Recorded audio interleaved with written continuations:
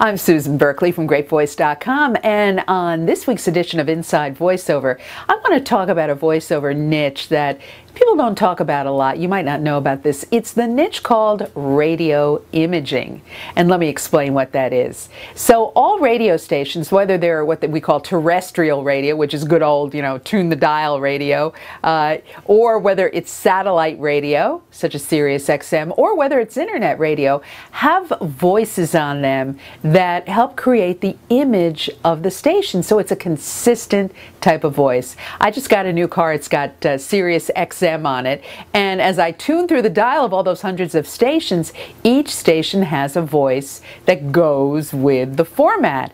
So the jazz station has one kind of voice, the top 40 station has another, the music of the 40s and 50s and 60s has yet another kind of voice, as does the voice that does the seascapes kind of, ambient music. So all of those voices have a certain sound that puts you in the mood that goes along with the type of music that that station plays. These are called imaging voiceovers. So the cool thing about imaging voiceovers is there's a lot of repeat business.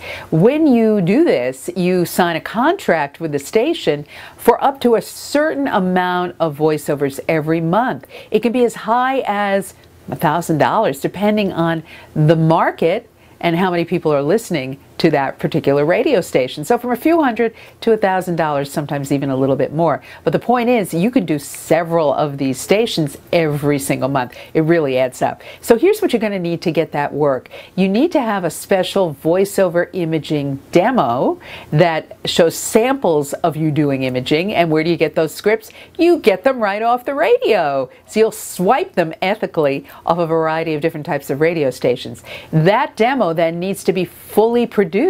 I would go to the production director of a local radio station, see if you can cut a deal. Radio doesn't pay very much. If you paid them a little something extra, I think that you could get a really great sounding imaging demo for part of your voiceover portfolio. So I hope I opened your mind this week and gave you another niche market to go after. I'll be back next week with more on Inside Voiceover.